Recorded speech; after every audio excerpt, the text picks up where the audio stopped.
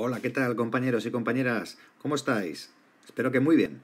Vamos allá con este segundo vídeo de contenidos de nuestro curso de innovaciones metodológicas.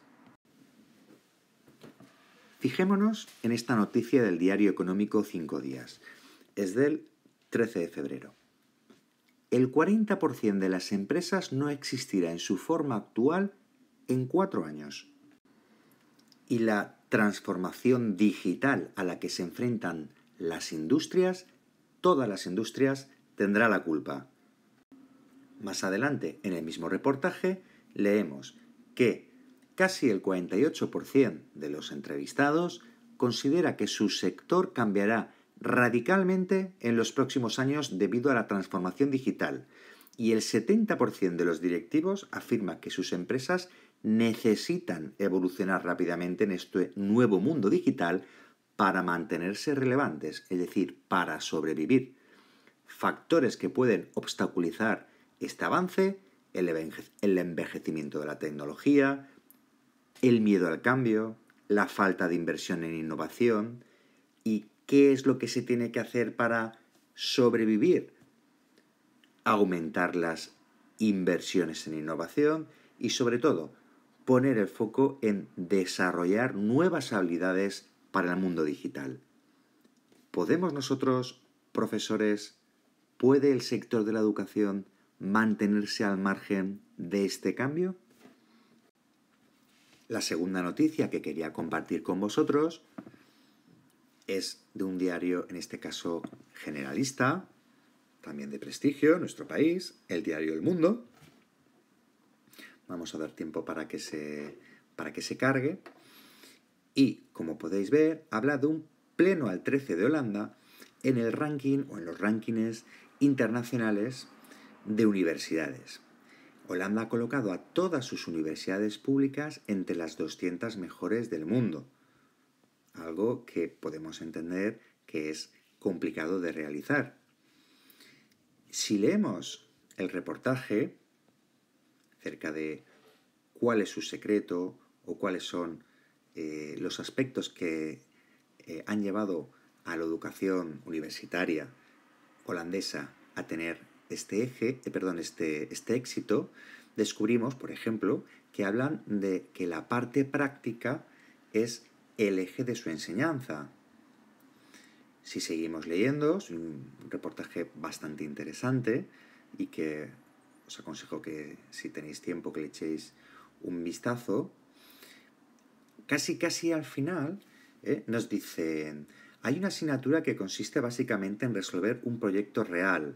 Habla de proyectos. Y dice que los proyectos se resuelven de manera multidisciplinar, con gente de distintos másteres. Es decir, trabajan en equipo.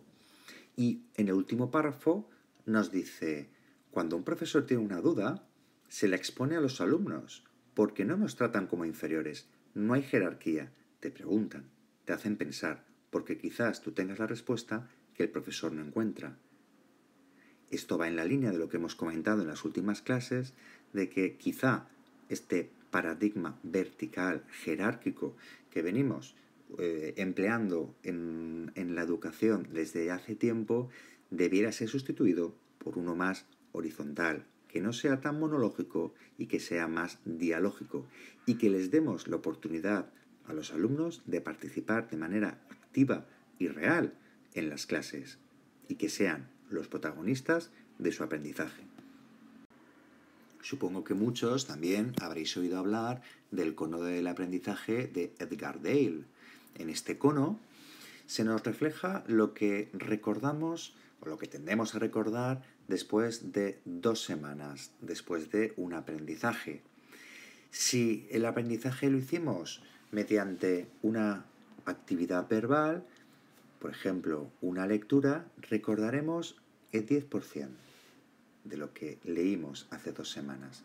Si fue algo que escuchamos, recordaremos el 20%.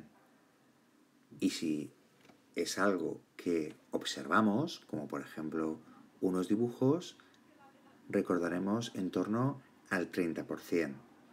Fijaros que tanto lo que leemos como sobre todo lo que oímos o lo que oyen nuestros estudiantes suele ser lo habitual en el método tradicional de enseñanza. Los estudiantes están sentados, leen, escuchan al profesor.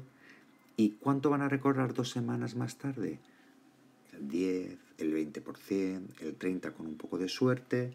Si esta actividad ya no solo es verbal, sino que además es visual, porque incluye una película, o ir a una exhibición, o ver una demostración, algo hecho en la realidad, entonces ya podemos aumentar hasta un 50%. Es un porcentaje ya interesante.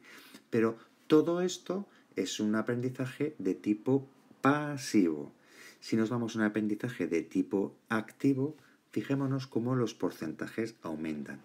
Participar en un debate, tener una conversación, nos hace recordar hasta un 70%. Es decir, si producimos un texto en el momento en que estamos aprendiendo, recordaremos mucho más lo que hemos aprendido. Y si además de decir, hacemos, podemos llegar a recordar hasta un 90% de esa experiencia de aprendizaje.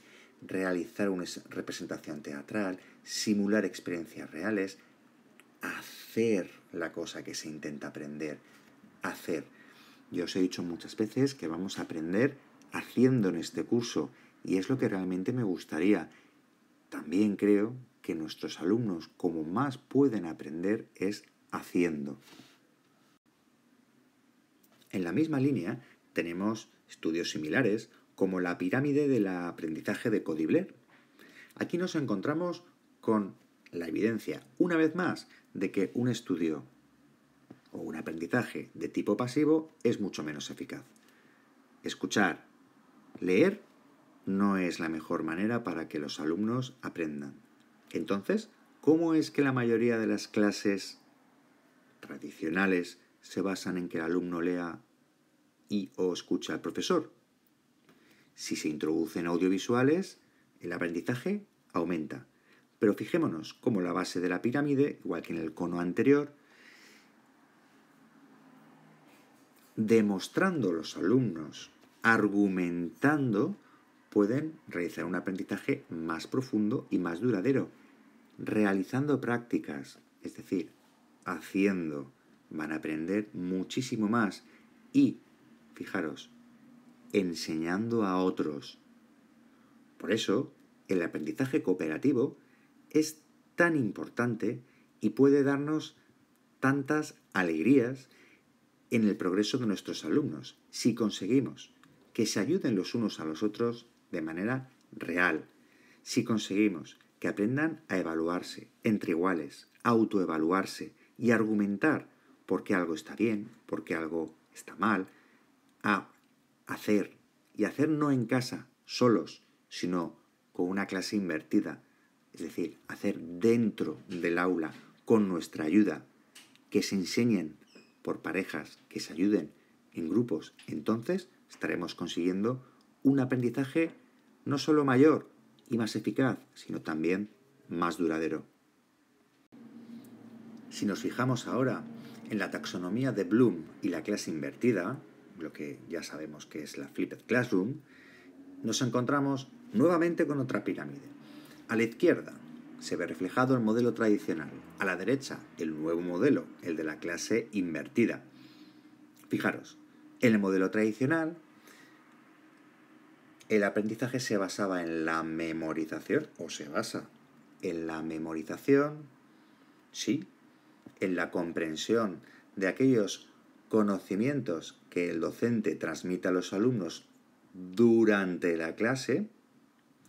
Posteriormente viene una aplicación y el alumno es responsable de desarrollar estas habilidades que son complejas, las de analizar, evaluar y crear, de manera individual, en su casa y sin guía, por lo cual frecuentemente fracasa y se frustra, algo que desde luego no queremos.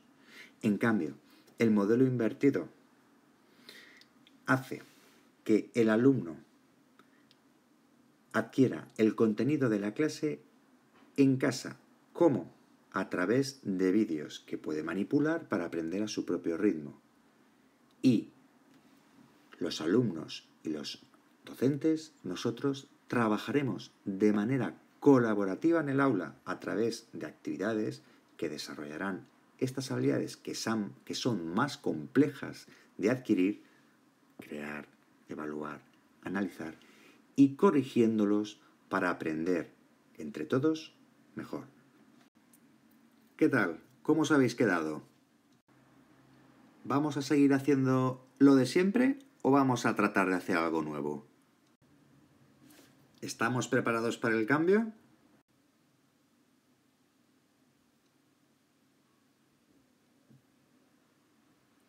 Gracias por vuestra atención. Nos vemos.